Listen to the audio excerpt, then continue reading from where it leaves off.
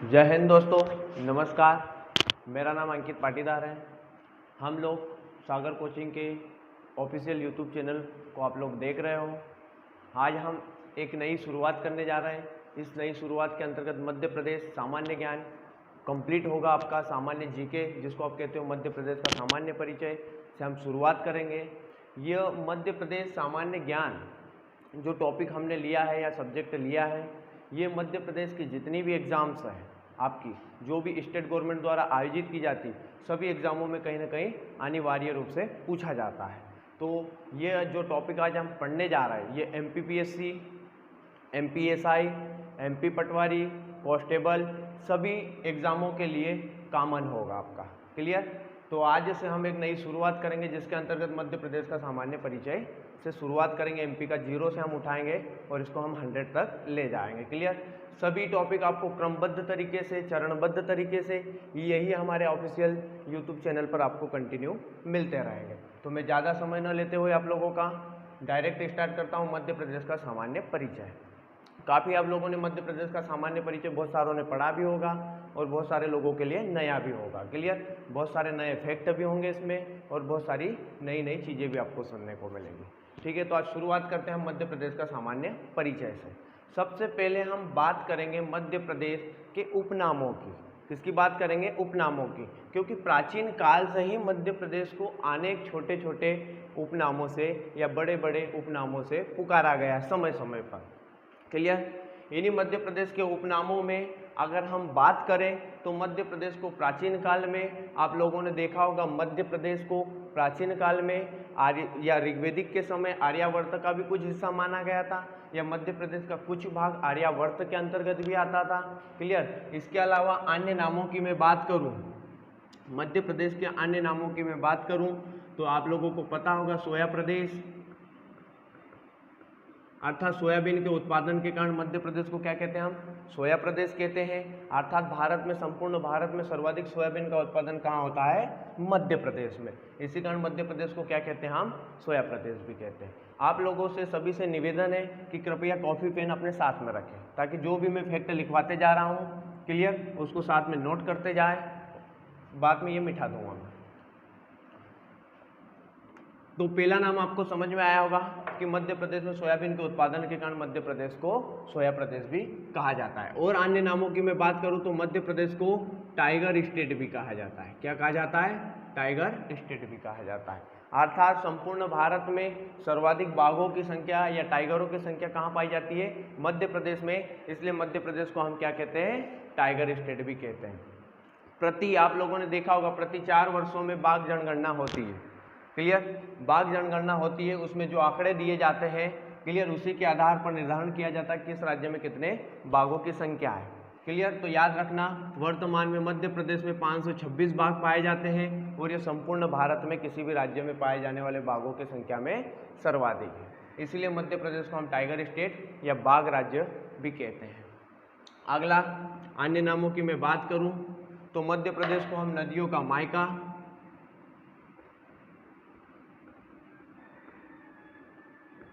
या नदियों का पालना, मायका या पालना भी कहते हैं।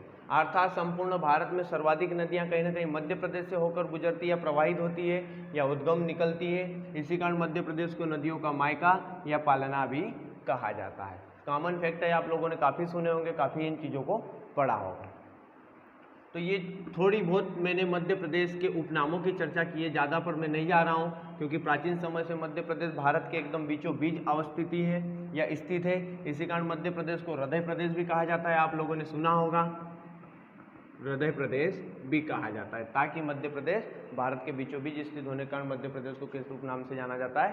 हृदय प्रदेश के नाम से भी जाना जाता है। वहीं अगर 1947 के पहले की मैं बात करूँ, क्लियर, जब अंग्रेजी शासन भारत पर था, उस समय मध्य प्रदेश को CP बरार के नाम से जाना जाता था।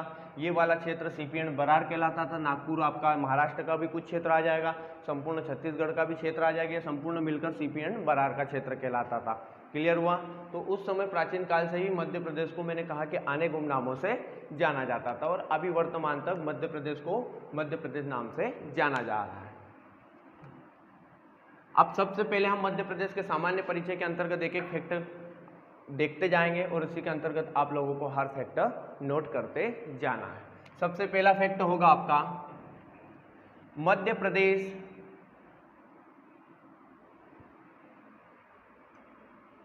हाँ दोस्तों, हम बात कर रहे थे मध्य प्रदेश के सामान्य परिचय की और मैं आप उसको बता रहा था, हमने थोड़ी उपनामों की चर्चा की। उपनामों के बाद हम मध्य प्रदेश के एक एक विशेषताओं के बारे में जानते हैं। सामान्य परिचय में देखेंगे कि मध्य प्रदेश की आव स्थिति रंग रूप से मध्य प्रदेश कैसा है। तो सबसे पहले हम मध्य प्रदेश के क्षेत्रफल की बात करेंगे कि मध्य प्रदेश का क्षेत्रफल कितना है। तो आप लोगों ने कभी पढ़ा होगा मध्य प्रदेश का कुल क्षेत्रफल 308,252 वर्ग किलोमीटर है। अर्थात संपूर्ण भारत के अकॉर्डिंग मध्य प्रदेश का क्षेत्रफल कितना है 308,252 वर्ग किलोमीटर है। अर्थात मध्य प्रदेश भारत के कुल क्षेत्रफल का 9.38% अपने पास रखता है। अर्थात भारत के कुल क्षेत्रफल का 9.38% मध्य प्रदेश क्षेत्रफल अपने में लिए हुए हैं। क्लियर हुआ? तो याद करना है कि मध्य प्रदेश का कुल क्षेत्रफल कितना है 308,252 वर्ग किलोमीटर है। परसेंट में अधिकांश आंकड़ा पूछा जाता है तो प्रतिशत पर ध्यान रखना। कुल कितना भारत के क्षेत्रफल का है 9.38%। आई होप समझ में आया होगा आप लोगों को। हम दूसरे फैक्टर की इसी में बात करेंगे। क्लियर? अगर इसी में मैं बात करूं तो क्षेत्रफल की दृष्टि से कई बार पूछा है कि मध्य प्रदेश का भारत में कौन सा स्थान होता है। तो आपने कई बार देखा होगा कि मध्य प्रदेश अविभाजित मध्य प्रदेश, अर्थात मध्य प्रदेश का अगर मैं बात करूं तो छत्तीसगढ़ जब अलग नहीं हुआ तो छत्तीसगढ़ और मध्य प्रदेश की बात करूं तो इन दोनों को मिलाकर जो संयुक्त था मध्य प्रदेश 2000 के पहले तो क्षेत्रफल की दृष्टि से प्रथम स्थान रखता था। लेकिन 2000 में मध्य प्रदेश से छत्तीसगढ़ अलग होने के पश्चात मध्य प्रदेश क्षेत्रफल की दृष्टि से भारत में कौन सा स्थान रखता है? दूसरा स्थान रखता है। कौन सा स्थान रखता है दोस्तों? तो दूसरा स्थान रखता है। ठीक है, याद रखना है आपको। प्रथम स्थान कौन रखता है? तो याद रखना, मैं आपको क्रमबद्ध तरीके से 5 राज्यों के नाम लिखवा देता हूं, उसी के अंतर्गत आप लोग याद रखना और उनकी थोड़ी तुलनात्मक देख भी लेते हैं।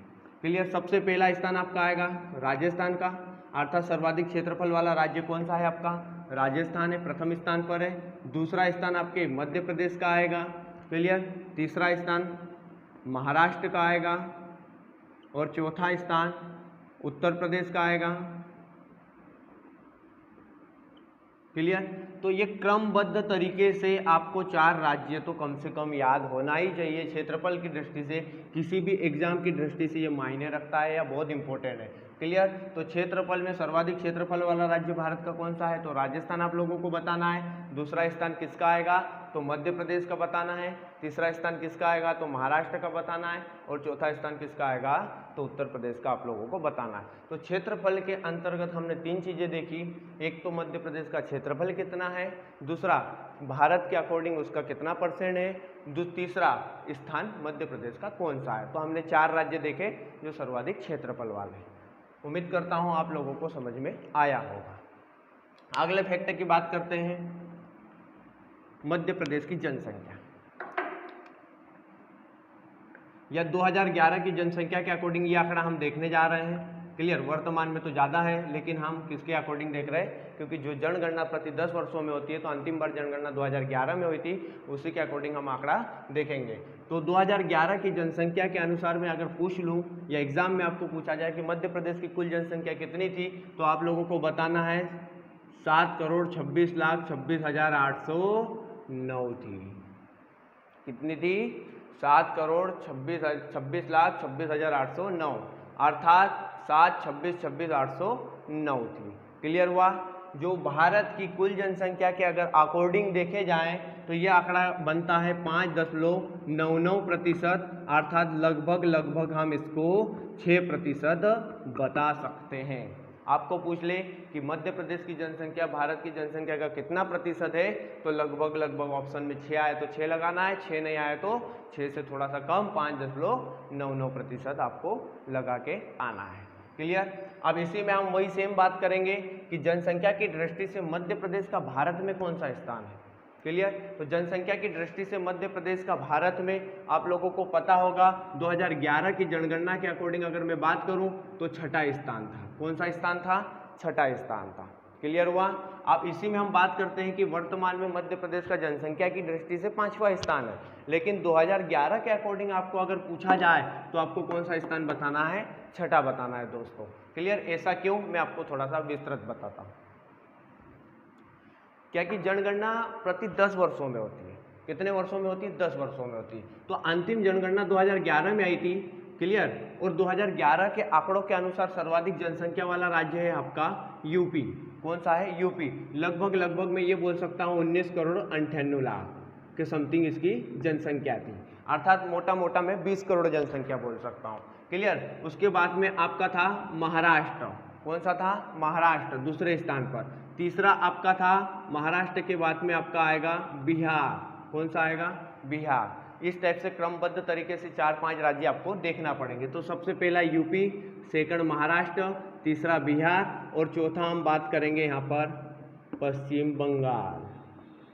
कौन सा राज्य था, पश्चिम बंगाल। और 5वें पर था आपका आंध्र प्रदेश। मैं ये 2011 की जनगणना के अकॉर्डिंग आपको आंकड़े बता रहा हूँ, वर्तमान के नहीं है। तो 2011 के अकॉर्डिंग पहला स्थान उत्तर प्रदेश का था, दूसरा महाराष्ट्र का था, तीसरा बिहार था, चौथे स्थान पर आपका पश्चिम बंगाल था और 5वें स्थान पर आंध्र प्रदेश था और छठे स्थान पर आपका मध्य प्रदेश था। क्लियर, तो क्रमबद्ध तरीके से ये क्रम था 2011 के अकॉर्डिंग।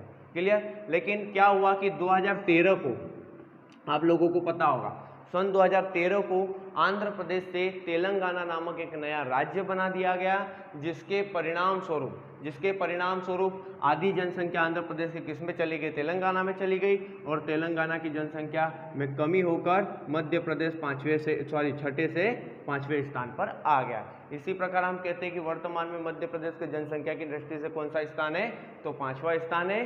क्लियर हुआ। और 2011 के अकॉर्डिंग पूछ ले तो कौन सा स्थान बताना है दोस्तों आप लोगों को, छठा। नोट भी करना चाहो तो कर सकते हो।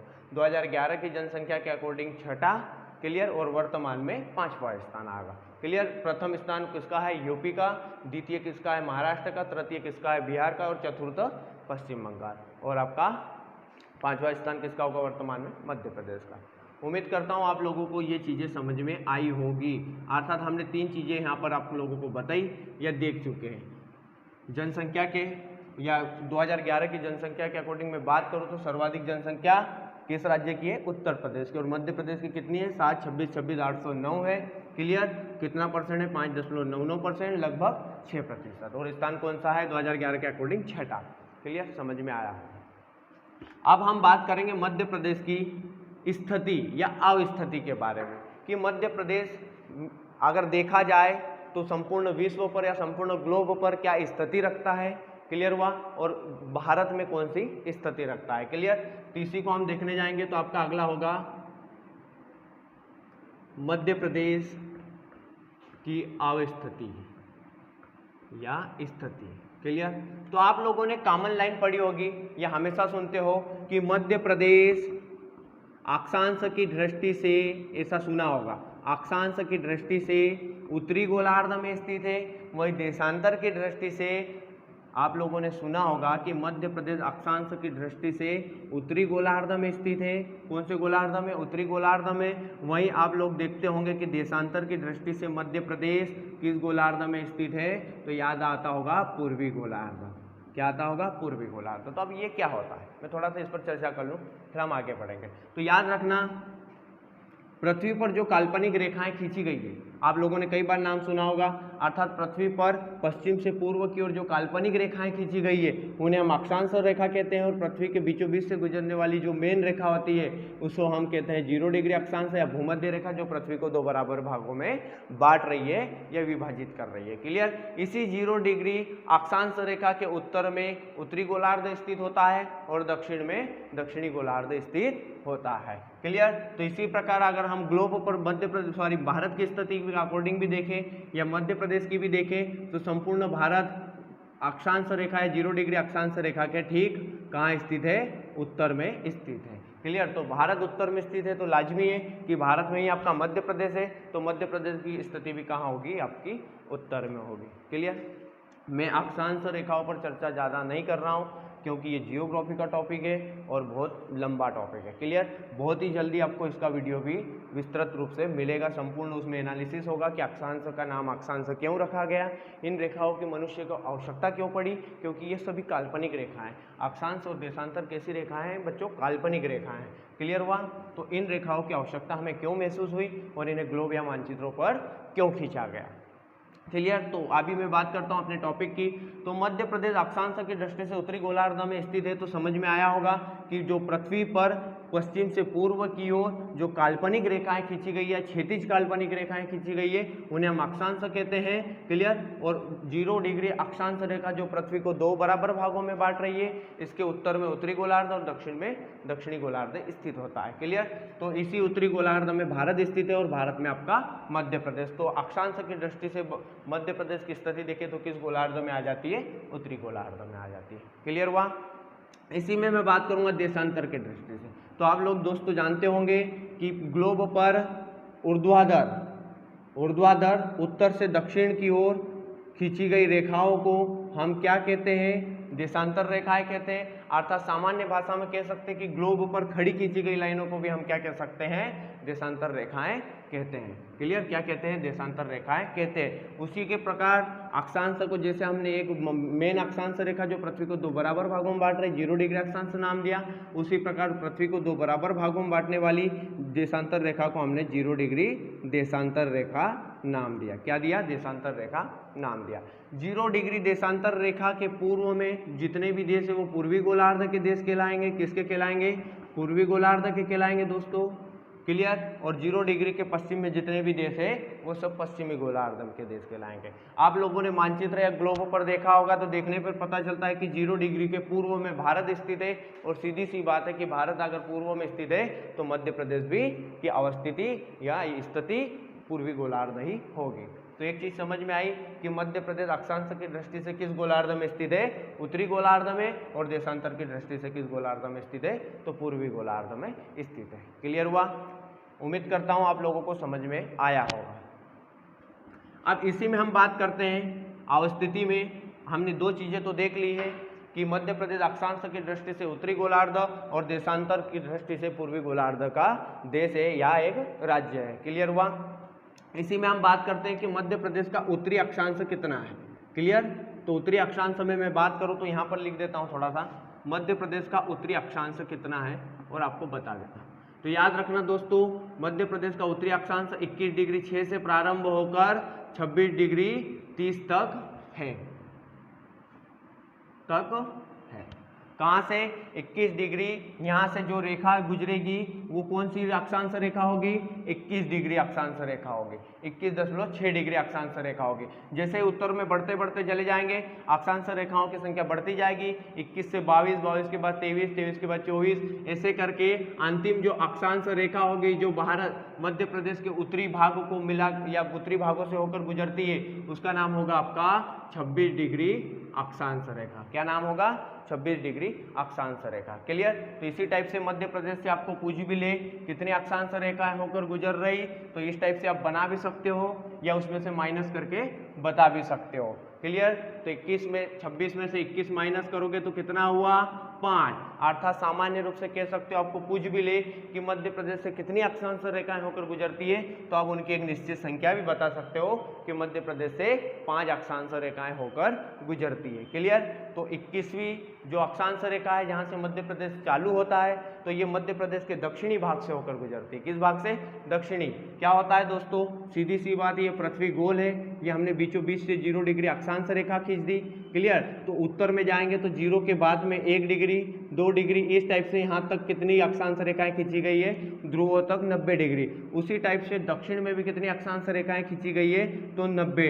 क्लियर? क्यों? क्योंकि प्रत्येक 1 डिग्री पर एक अक्षांश रेखा खींची गई है, इसीलिए 0 डिग्री के उत्तर और 0 डिग्री के दक्षिण दोनों ओर 90-90 अक्षांश रेखाएं होती है। अब सीधी सी बात है कि मध्य प्रदेश अगर यहाँ स्थित है मान लो, क्लियर, तो इधर 0 से हम बढ़ते जाएंगे तो 1 2 3 4 5 ऐसे कर कर यहाँ कहाँ तक पहुँच जाएंगे? 90 तक। तो याद रखना ये आपका जो 21 डिग्री 6 है ये हमेशा दक्षिणी भागों को मिलाने वाली अक्षांश रेखा है या दक्षिणी भागों से होकर गुजरने वाली अक्षांश रेखा है। क्लियर हुआ? और जैसे उत्तर में बढ़ते जाएंगे तो 22, 23, क्लियर, 24, 25 और 26। 26 आपका मुरैना के आपका उत्तरी सीमा का निर्धारण करते हुए जाती है या गुजरती है। क्लियर, समझ में आया होगा। तो नोट करना चाहो तो कर लो, मध्य प्रदेश अक्षांश की दृष्टि से उत्तरी गोलार्ध में स्थित है, या इसको ऐसा भी बना सकते हो कि मध्य प्रदेश का उत्तरी अक्षांश, क्लियर, या मध्य प्रदेश का अक्षांशीय विस्तार 21 डिग्री 6 से लेकर 26 डिग्री 30 तक है। क्लियर, अर्थात मध्य प्रदेश उत्तरी अक्षांश में स्थित है। क्लियर, अब हम बात करेंगे देशांतर की। किसकी बात करेंगे? देशांतर की बात करेंगे। क्लियर, मैं साफ कर देता हूं थोड़ा सा बोर्ड। उम्मीद करता हूं आप लोगों को समझ में आया होगा मध्य प्रदेश का अक्षांशीय विस्तार, और कभी नहीं भूलोगे। बस 21 डिग्री 6 से याद हमेशा रखना है 26 डिग्री 30 तक। क्लियर, ये मध्य प्रदेश का अक्षांशीय विस्तार है। बहुत सारे एग्जामों में समय समय पर पूछा भी गया है। क्लियर, ज़्यादा कुछ भी नहीं है, थोड़ा सा याद करने की कोशिश करोगे, 1-2 बार रीड करोगे या नक्शे पर देखकर याद करोगे तो आसानी से आपको याद हो सकता है। अब हम बात कर रहे हैं मध्य प्रदेश के देशांतरीय विस्तार की। किसकी बात करेंगे हम लोग? देशांतरीय विस्तार की। क्लियर, तो अभी मैंने कहा कि मध्य प्रदेश देशांतर की दृष्टि से अगर देखें तो किस गोलार्ध में आता है, तो आपको मैंने अभी जस्ट बताया था कि मध्य प्रदेश पूर्वी गोलार्ध में आता है। किस गोलार्ध में आता है? पूर्वी गोलार्ध में आता है। तो मध्य प्रदेश का देशांतरीय विस्तार 74 डिग्री 9 से प्रारंभ होकर 82 डिग्री 48 तक है। अर्थात मध्य प्रदेश के सर्वाधिक पश्चिमी भागों से होकर गुजरने वाली देशांतर रेखा का नाम क्या है? आपका हमेशा याद रखना 74 डिग्री 9। कौन सा है? 74 डिग्री 9। क्लियर, और मध्य प्रदेश के सर्वाधिक पूर्वी भागों से होकर गुजरने वाली क्लियर देशांतर रेखा का नाम क्या है? तो याद रखना बच्चों 82 डिग्री 48। क्लियर, अर्थात ग्लोब या मानचित्रों पर खड़ी खींची गई लाइनों या ऊर्ध्वाधर लाइनों को ही हम देशांतर कहते हैं, मैंने आपको बताया था। क्लियर, तो 74 डिग्री 9 से लेकर 82 डिग्री 48 तक मध्य प्रदेश का देशांतरीय विस्तार है। क्लियर, वही इसमें दूसरी चीज देखना चाहे कि मध्य प्रदेश से कुल कितनी देशांतर रेखाएं होकर गुजरती है, तो हमें कॉमन फार्मूला है आप लोगों के लिए, सीधी सी बात है 82 में से आपका 74 माइनस कर दो। क्लियर, तो यहाँ आपका आ जाएगा 8। कितना आ जाएगा? 8। अर्थात मध्य प्रदेश से 8 देशांतर रेखाएं होकर गुजरती है। कितनी देशांतर रेखाएं होकर गुजरती है? 8 देशांतर रेखाएं होकर दोस्तों गुजरती है। क्लियर, समझ में आया होगा। याद रखना कितनी अक्षांश रेखाएं होकर गुजरती है? तो 5। और कितनी देशांतर रेखा होकर गुजरती है? तो 8। क्लियर हुआ? तो देशांतर रेखाओं की संख्या कितनी है? 8, जो मध्य प्रदेश से होकर गुजर रही है। क्लियर, सबसे पश्चिमी देशांतर रेखा 74 डिग्री 9 और सर्वाधिक पूर्वी देशांतर रेखा 82 डिग्री 48। क्लियर, समझ में आया होगा, उम्मीद करता हूं आप लोगों को। क्लियर, थोड़ा सा बोर्ड साफ कर देता हूं। इसी में आप लोगों ने एक चीज और बता देता हूं, बहुत बार आप लोगों ने सुना होगा कि मध्य प्रदेश का सर्वाधिक पूर्वी बिंदु जिसका नाम है सिंगरौली, जो पूर्व में स्थित है, यहाँ पर लिखा भी है हम लोगों ने, और मध्य प्रदेश का सर्वाधिक पश्चिमी बिंदु जिसका नाम है अलीराजपुर, के मध्य समय में लगभग 32 मिनट का समय में अंतर होता है। क्लियर, कितने मिनट का? 32 मिनट का। ऐसा क्यों होता, कोई बताएगा? तो आप नहीं बता सकते दोस्तों, केवल सुन सकते हो, तो मैं आपको बताता हूँ कि ऐसा क्यों होता है। सीधी सी बात है, तो मैं आपको बताने जा रहा हूँ। आप लोगों ने कभी सुना होगा कि संपूर्ण जो गोला होता है या पृथ्वी गोल है, क्लियर, तो उसी के प्रकार संपूर्ण गोले का संपूर्ण कोण कितने डिग्री का होता है? 360 डिग्री का। कितने का होता है? 360 डिग्री का। क्लियर, तो सीधी सी बात है, पृथ्वी भी गोल है, पृथ्वी भी संपूर्ण कोण कितने डिग्री का बना रही है? 360 डिग्री का बना रही है। तो आपको पता है पृथ्वी अपने अक्ष पर निरंतर घूम रही है, गति कर रही है, इस गति को हम घूर्णन गति कहते हैं। तो आपको ये भी पता होगा पृथ्वी एक चक्कर या 360 डिग्री घूमने में कितना समय लेती है? तो 24 घंटा लेती है। कितना समय लेती है? 24 घंटा।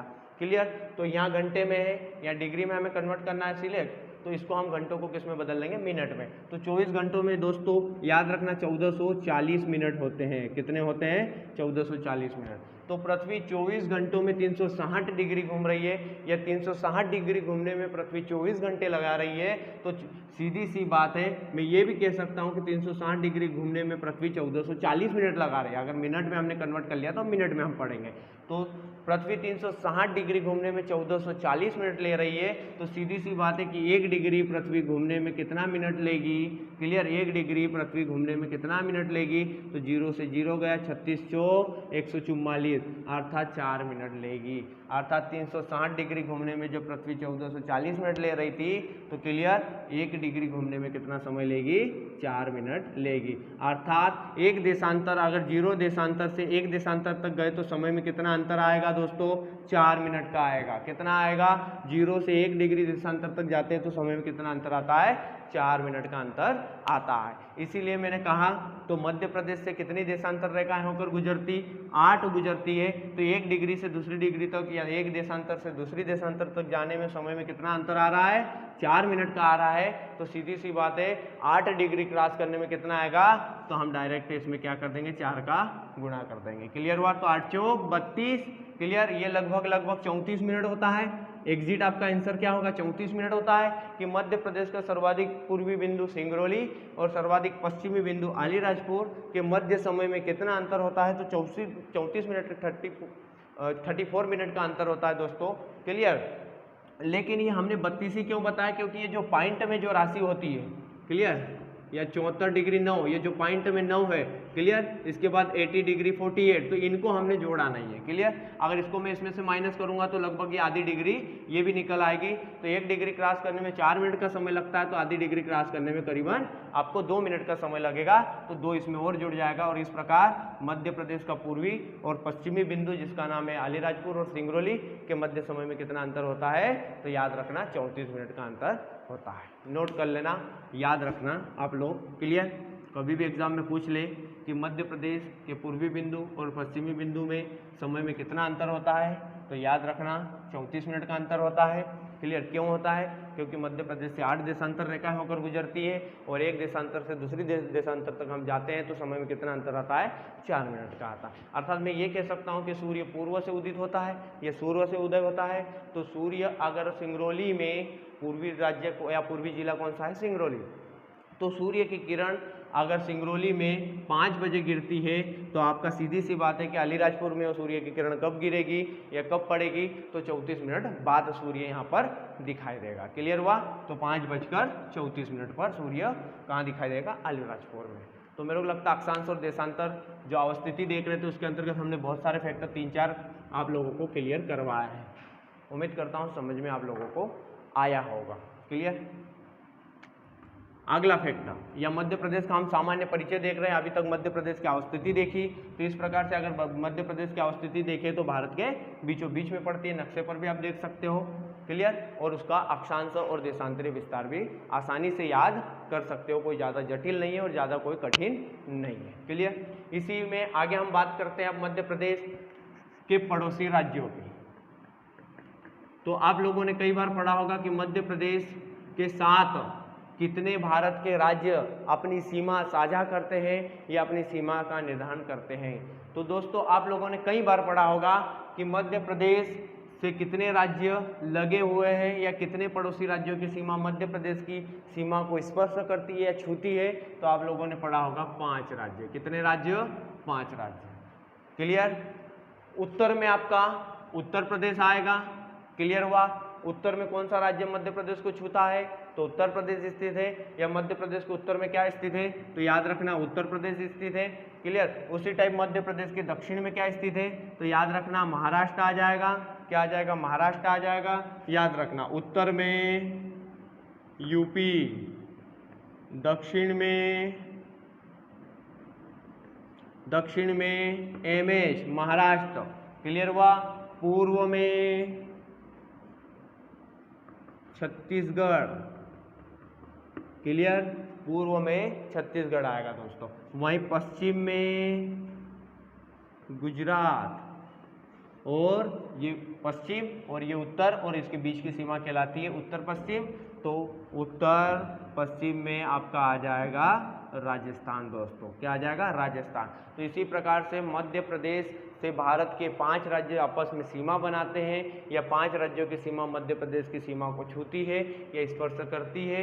उत्तर में उत्तर प्रदेश, दक्षिण में महाराष्ट्र, पूर्व में छत्तीसगढ़, पश्चिम में गुजरात और उत्तर पश्चिम में क्या आ जाएगा आपका राजस्थान आ जाएगा। क्लियर दोस्तों, यहाँ से कई बार क्वेश्चन पूछे गए और बार बार पूछे जाते हैं और आगे भी कंटिन्यू कहीं ना कहीं यहाँ से क्वेश्चन पूछे जाएंगे। तो अब क्या 5 राज्य तो आपको आसानी से याद हो जाएंगे, बहुत ईजी है और कोई उसमें डाउट भी नहीं हो सकता है। क्लियर, इसके बाद आगे बात करते हैं कि यह डिफिकल्ट कहाँ है या थोड़ा सा जटिल या कठिन कहाँ नजर आता है, तो मैं आपको बताता हूँ।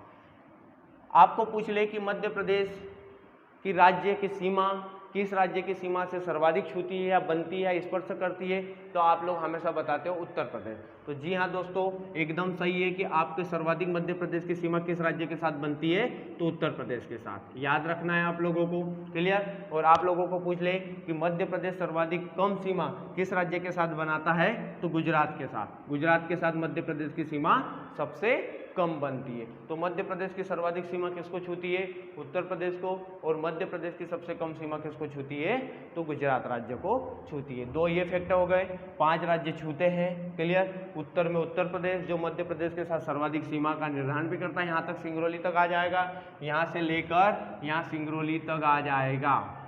कहाँ तक आ जाएगा, सिंगरौली तक आ जाएगा। क्लियर, उसके बाद में दक्षिण में महाराष्ट्र, तो यहाँ से लेकर ये वाला यहाँ से लेकर यहाँ तक का क्षेत्र क्या कहलाएगा, महाराष्ट्र छूता है या सीमा बनाता है। दोस्तों मैं बता रहा हूँ, आपको भी घर पर नक्शे पर बार बार देखना है और उसको समझना है। क्लियर हुआ। उसके बाद पूर्व में छत्तीसगढ़, तो यहाँ से लेकर अगर मैं बात करूँ तो यहाँ तक कौन सा राज्य आपका है, छत्तीसगढ़ है। क्या है, छत्तीसगढ़ है। क्लियर, पश्चिम में गुजरात, तो यहाँ तक कौन सा राज्य आ जाएगा आपका, गुजरात। क्लियर, यहाँ से लेकर यहाँ तक किसको कौन सीमा बनाता है, गुजरात, और यहाँ से लेकर यहाँ तक कौन सीमा बनाता है आपका, राजस्थान। कौन बनाता है, राजस्थान। समझ में आया होगा, उम्मीद करता हूँ आप लोगों को समझ में आ रहा होगा। क्लियर, अब इसी में सबसे जटिल और कठिन क्वेश्चन होता है, सभी लोगों के लिए होता है कि सर इसको याद कैसे करें। कई लोग बार बार पूछते हैं, क्लासरूमों में भी पूछते हैं और बहुत सारे पढ़ने की कोशिश भी करते हैं, फिर भी याद नहीं होता। तो मैं आप लोगों को बता देता हूँ ये जटिल टॉपिक है क्या। अधिकांश अब एग्जाम का पैटर्न बदल गया है, क्वेश्चनों को डीपली कर दिया है। क्लियर, डीप में पूछने की आदत कर दी है, तो आपको डीप में पढ़ के जाना पड़ेगा। पहले जैसा नहीं कि बस थोड़ा ऊपर ऊपर पढ़ के चले गए तो काम हो जाता था, नहीं। ऑनलाइन पैटर्न पे एग्जाम हो गई है, तो बहुत सारे सेटों में पेपर बनते हैं, तो कहीं ना कहीं क्वेश्चनों का लेवल भी कई जगह बढ़ जाता है। क्लियर, तो उसी के अंतर्गत हम सबसे पहला देखेंगे कि उत्तर प्रदेश से मध्य प्रदेश के कितने जिले लगते हैं। देखो वैसा हमें दोनों के देखना चाहिए कि उत्तर प्रदेश के कितने जिले मध्य प्रदेश को लगते हैं और मध्य प्रदेश के कितने जिले उत्तर प्रदेश को लगते हैं, पर हम ऐसा नहीं करते क्योंकि अधिकांश वो क्वेश्चन बनाता है एमपी से ही बनाता आया है। क्लियर, तो कोशिश करेंगे कि दोनों के याद ना करके केवल एक के याद कर ले कि मध्य प्रदेश के वो 13 जिले हमें याद करना है जो उत्तर प्रदेश से लगते हैं या उत्तर प्रदेश के साथ सीमा बनाते हैं। कितने जिले उत्तर प्रदेश को मध्य प्रदेश के कितने जिले छूते हैं, 13 जिले। दोस्तों कितने जिले छूते हैं, 13। इन जिलों के बारे में आगे विस्तृत आपसे चर्चा करूंगा, पहले तो देख लेते हैं कितने कितने जिले लगते हैं। इसके बाद मैं बात करूं तो छत्तीसगढ़ से मध्य प्रदेश के कितने जिले लगते हैं, तो 6 जिले। या दोस्तों कितने जिले छूते हैं, 6 जिले छूते हैं। याद रखना है आप लोगों को कि मध्य प्रदेश के 6 जिले छत्तीसगढ़ राज्य के साथ सीमा बनाते हैं, ये सीमा साझा करते हैं। उसी प्रकार अगर मैं बात कर लूँ तो 9 जिले महाराष्ट्र को छुएंगे। कितने जिले, 9 जिले महाराष्ट्र को छुएंगे या स्पर्श करेंगे, या मध्य प्रदेश के 9 जिले महाराष्ट्र के साथ अपनी सीमा को साझा करते हैं। क्या करते हैं, 9 जिले साझा करते हैं। क्लियर, वहीं आपने सुना होगा कि गुजरात के 2 जिले, कितने जिले, 2 जिले दोस्तों। तो याद रखना गुजरात के 2 जिले जिसमें आपका नाम फेमस है, आप लोगों ने पढ़ा भी होगा, एक का नाम है झाबुआ और एक का नाम है अलीराजपुर। ये 2 जिलों की सीमा किसको छूती है, आपका गुजरात राज्य को छूती है। किसको छूती है, गुजरात राज्य को छूती है। इसके बाद आगे बढ़ेंगे तो राजस्थान को मध्य प्रदेश के कितने जिले छूते हैं, तो दोस्तों याद रखना है राजस्थान को मध्य प्रदेश के 10 जिले छूते हैं। कितने जिले छूते हैं, 10 जिले छूते हैं। तो ये एक बार और रिपीट कर लो, उत्तर प्रदेश को मध्य प्रदेश के कितने जिले छूते हैं, 13 जिले छूते हैं, या 13 जिलों की सीमा मध्य प्रदेश के 13 जिलों की सीमा किसको लगती है, उत्तर प्रदेश को स्पर्श करती है या लगती है। उसी में हम आगे बात करेंगे तो छत्तीसगढ़ से कितने जिले लगते हैं, तो छत्तीसगढ़ से हमारे लगभग 6 जिले लगते हैं। 6 जिले स्पर्श करते हैं, 6 जिलों की मध्य प्रदेश के 6 जिले छत्तीसगढ़ के साथ लगे हुए हैं या सीमा का निर्धारण करते हैं। क्लियर। महाराष्ट्र में बात करें तो कितने जिले? 9 जिले। कितने जिले? 9 जिले। क्लियर हुआ। तो याद रखना मध्य प्रदेश के 9 जिले महाराष्ट्र की सीमा को छूते हैं या स्पर्श करते हैं। उसके बाद में अगर बात करूं तो आपका गुजरात राज्य को मध्य प्रदेश के कितने जिले छूते हैं या स्पर्श करते हैं? तो दोस्तों 2 जिले, जिसमें नाम है झाबुआ और अलीराजपुर। क्लियर हुआ। उसके बाद में मैं आगे बात करूंगा तो आपका राजस्थान को मध्य प्रदेश के कितने जिले छूते हैं? तो 10 जिले। कितने जिले दोस्तों? 10 जिले छूते हैं या राजस्थान को स्पर्श करते हैं। दोस्तों हम चर्चा कर रहे थे जिलों की। क्लियर। तो कौन कौन से जिले मध्य प्रदेश के किन किन राज्यों को छूते हैं, तो यहाँ तक हमने देखा। अब दोस्तों यहीं से आप, मुझे लगता है कि आपका काफ़ी लंबा लेक्चर चला जाएगा, इसलिए मैं यहीं पर आज की क्लास खत्म करता हूँ और यहीं पर हम जिलों का अध्ययन सेकंड लेक्चर में बिल्कुल आपको मिलेगा। वही पढ़ना है आप लोगों को भी। तब तक मैं बता देता हूं कि 13 जिले कम से कम याद करने की कोशिश करना और पास एक नक्शा रख लेना मध्य प्रदेश का, देख देख कर अध्ययन करना, ताकि आप लोगों को कभी भी कन्फ्यूजन उत्पन्न न हो पाए कि कौन सा जिला कहाँ पर स्थित है। और कम से कम आपको इस पर आधार से जिले भी याद हो जाएंगे कि सागर यहाँ आता है, कि यहाँ आता है, कि यहाँ पड़ता है। क्लियर हुआ। तो उम्मीद करता हूँ कि आप लोगों को अभी तक जो भी मैंने पढ़ाया है या मध्य प्रदेश के सामान्य परिचय के अंतर्गत जो जो चीज़ें हमने देखी है समझ में आई होगी। क्लियर। आप लोगों से उम्मीद करते हैं अगर ये वीडियो समझ में आया है, आपको पसंद आया है और लगता है कि नहीं अच्छा कंटेंट मिल रहा है, तो मैं आप लोगों से उम्मीद करता हूँ कि वीडियो को ज़रूर लाइक करिए, सब्सक्राइब करिए और अपने दोस्तों तक उसको ज़रूर शेयर करिए। क्लियर। क्योंकि आप लोग ही हमारी अंतिम शक्ति है। क्लियर हुआ। जैसे भारत के संविधान की अंतिम शक्ति जनता है, उसी प्रकार आप भी हमारी शक्ति है। क्लियर। आप हमारा सपोर्ट करोगे तो इस क्रम में हम निरंतर कहीं ना कहीं आगे बढ़ते रहेंगे और आपका पूरा सहयोग करेंगे। क्लियर। तो उम्मीद करता हूं कि आप लोगों को समझ में आया होगा, और अगर समझ में आया है तो आप लोग बिल्कुल इसको लाइक करिए, शेयर करिए और सब्सक्राइब करिए। क्लियर। जय हिंद दोस्तों।